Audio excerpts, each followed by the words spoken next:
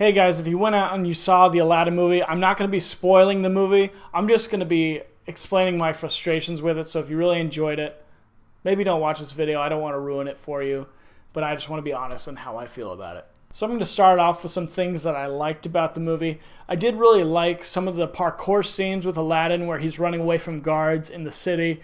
I just thought that those parts were really cool, and I thought that that was a good realization from the animated version to the live action. I also really liked Will Smith at some points. I thought his humor worked pretty well in some parts, but I'll get into the rest of that later. I also liked a lot of the adapted costumes and set designs from the animated version. I thought that it felt like Agrabah if you were there in real life, and I thought that that was a good part of the movie as well. Also, I think that my favorite scene out of the whole movie that I thought was the best was, unfortunately, in the end credits scene when they're doing their dance. It just felt like they put a lot of time into the dance, and it was good kind of like send-off for the movie. I thought that that was probably like the highlight of the entire movie for me because it just seemed like they tried with it. All right, now getting into everything else. Let's start off with CGI Genie, Will Smith. It looks so bad. Oh my gosh. I know when that trailer dropped and we saw Blue Genie, everyone was like, what the heck? This looks horrible. And they were like, oh no, it'll be better. Maybe it'll fit better in the movie. And I was, optimistic going into it. I really like Will Smith, but seeing the CGI, it just looks so bad. Just like how some of his movements are, his mouth moving, like around his teeth, like you can see this black outline, and it just kind of looks really bad. It's just bad. Don't do full CGI like whole person if you're not going to make it look really good. And overall, with Genie and Will Smith's performance and portrayal of Genie, unfortunately, you're never going to be able to live up to Robin Williams' standard of what Genie could be. Just like in the animated version, his movement is so sudden because it's animated. They just made it look really good. And just how boisterous and loud he was, and how they would animate his movements and how he changes what he looks like. Just how they made Genie in the animated movie just works so well. And I don't know, it just didn't really feel like they made Genie all he could be in this movie and all that he was in the animated version. And I didn't go in thinking that I was going to be wowed, it was going to be better than Robin Williams, because you can't beat that, but it was still pretty disappointing, I would say. I also felt like some of what Will Smith was going for with mixing his humor with his swag, I just thought it didn't really fit in his character. It just didn't blend well within itself, as well as fitting into everyone else around him in the movie. It just kind of seemed like he was trying to be this cool, funny Genie instead of being a scene stealer like Robin Williams was. So Aladdin in this movie, I just thought that a lot of the lines coming from him just took me out of the movie as well.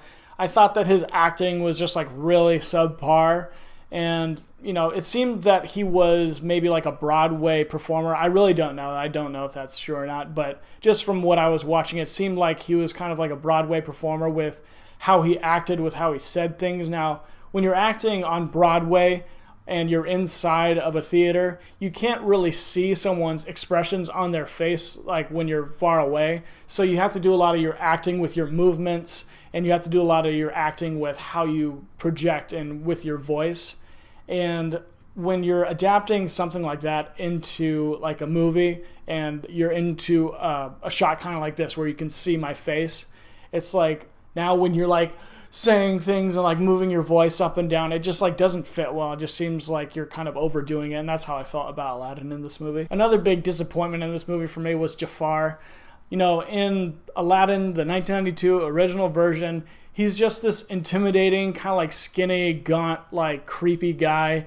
He seems like he's probably 45 years old, and he's trying to marry Jasmine. It's totally creepy, and it makes her a really menacing villain. And in this movie, he just seemed kind of like a stuck-up, half-bearded, businessman who's just, willing to backstab people. It was almost like he was Ryan from season 4 of The Office, just a really annoying guy who has power. Because, even in scenes where he's, maybe hurting someone or, killing them, it doesn't seem like he's very physically intimidating. It just seems like there's a hole. This guy's standing right in front of it and intimidating Jafar, and then he pushes him into it. It's that's not intimidating. It's just okay, he killed someone, he has bad morals, but he's not intimidating. Another part of Jafar that was not intimidating at all was his voice, and you kind of got it in the trailer as well, but when he's like, Aladdin, bring me the lamp. Bring me the lamp. It's just, what? What? That's not scary. Bring me the lamp. Bring me the lamp. It's not scary. Jafar also has like this thing in the movie where he's always over-pronunciating everything. Like he's like, Aladdin betrayed me. And he like just really wants to show off his teeth, and like he kind of does the overacting thing too, and it's just like, stop doing this, please, just stop. And now moving on to Jasmine. You know, Jasmine was a really good character in the original Aladdin movie. It's like she's probably like the third most integral person in the Aladdin movie behind Aladdin and Genie, I would say. And her character is really focused on like breaking out of her dad's rules for her and like just trying to not be controlled so much. She's just forced to stay in the palace, and she's just kind of like the Spitfire girl who wants to have like some control over her life.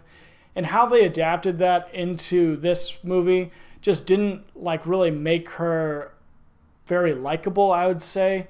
I just thought that she seemed kind of like a spoiled brat who just like wants power. She's like power hungry like Jafar. Like she doesn't kill someone, but like all it is royalty. It's like she didn't really earn anything that she wants. She really wants to become sultan and like not have to marry someone to be a ruler. And like I understand you don't want to be forced into like a relationship, but just overall just the theme of like not being speechless, it's like that's not a universal truth, you know. I understand that in America, and me personally, it's like we all need to promote like everyone being able to speak, but that's not a universal truth to being a good person. It's like I'm not a good person because I just say whatever I think all the time and I don't let anyone shut me up. You can be really annoying if you do that. What makes good character is being humble, being able to listen to someone else, being able to learn, and then being also courageous when you do need to stand up for yourself or others or principles, then speaking out very strategically and, you know, with wise thoughts. But she's just like, I will not be silenced, I will not be put away. And it's like, okay, I get it, we get it. It's still just like kind of cuts away at her character, just making her character's foundation around this, you know, principle that isn't really universally true. I just thought that it kind of did a disservice to her character. So with the rest of the filler in the movie, Guy Ritchie just has some really weird editing choices. Like there's parts where you go back to like watch something that already happened in the movie with Genie. It just seems like so jarring and like it's just dumb. It just like doesn't fit. Then there's also just like unnecessary slow-mo, like not even in action scenes, but just like walking. It's just boring. There's also a lot of choreography and dancing that I thought was just really overwhelming because they'd cut to like a group of maybe like 5 people doing the same dance move together, but it was like just a really simple dance move. It was like I could do those dance moves. And I just thought that if you're putting this thing together, it's supposed to be big and vast and impressive, and it just didn't feel that impressive to me. Another part of the movie that I thought was really weird was how they fused like some white characters in. I just thought that they stuck out a lot. Like they didn't fit. It's like, why are they here? They don't fit. They just don't feel like they are here because they don't seem like they are the type of people that live in India. And just to give you a feeling throughout the movie, I tried to enjoy movies as much as I can, and I felt like really pulled out of it. And then at one point, about halfway through the movie, my wife like really enjoys movies. She's not really easily bored in it, and she just leans over to me and says, I'm bored. And I was like, me too. So overall, I thought the live action Aladdin just like wasn't very good, and I'm gonna give Aladdin a 5 out of 10. So live action Aladdin just felt like a conveyor belt movie. It's like they're in the process of just recreating all of their classics and trying to get them out to like the new group of people out there. And the problem is that the classics are amazing and they're perfect, so it's really hard to make them good. I really enjoyed Jon Favreau's Jungle Book that came out, the live action, with like really awesome animation and how they were able to kind of revamp that story a little bit, not change it like wholly, but it was still like really intimidating with Idris Elba and with a lot of the characters in it. And I'm still looking forward to Lion King, and hopefully Mulan's really good, but I'd say Beauty and the Beast and Aladdin are just like really low for me. I just didn't really like them, and it's just really unnecessary. I think that you could make them really good, but I think that they're just so focused on like going to the next project that they're not focused on making this movie as great as it can be. So I'm sorry for ranting, but those are my thoughts on Aladdin. If you can, press the subscribe button, press the notification button to see all of my new content. Check out some of my old videos that I make, and I'll be releasing much more stuff very soon. My name is Jared Gilster, and I'll see you next time.